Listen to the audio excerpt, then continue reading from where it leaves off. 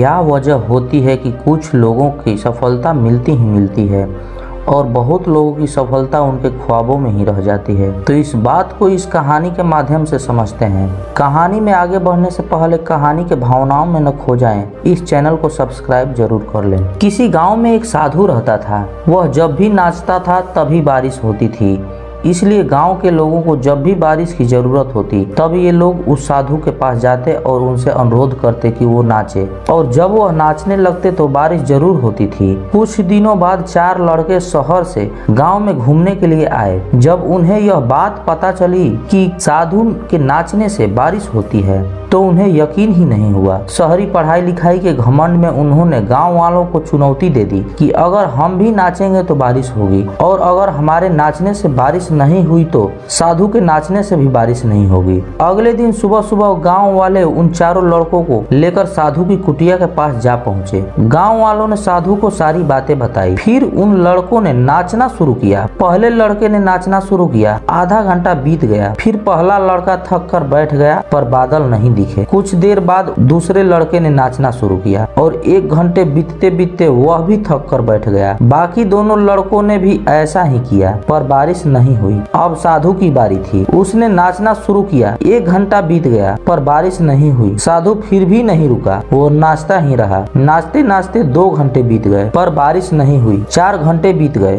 पर बारिश नहीं हुई। लेकिन साधु तो रुकने का नाम ही नहीं ले रहा था। धीरे धीरे शाम ढलने लगी कि तभी बादलों की गड़गड़ाहट सुनाई दी और थोड़ी देर बाद जोरों से बारिश होने लगी। यह देखकर चारों लड़के दंग रह गए और तुरंत साधु से क्षमा मांगी। फिर चारों लड़कों ने साधु से पूछा, बाबा भला ऐसा क्यों कि हमारे नाचने से बारिश नहीं हुई और आपके नाचने से बारिश हो गई?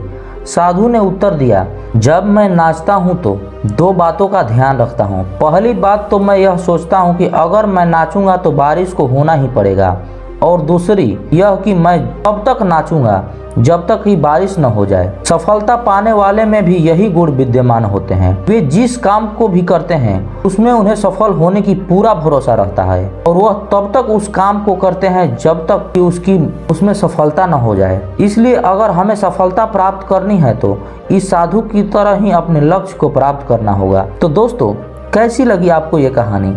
कमेंट सेक्शन में जरूर बताना, और अच्छी लगे तो चैनल को सब्सक्राइब करना ना भूलें। तो मिलते हैं अगली कहानी में। तब तक के लिए अपना ख्याल रखें।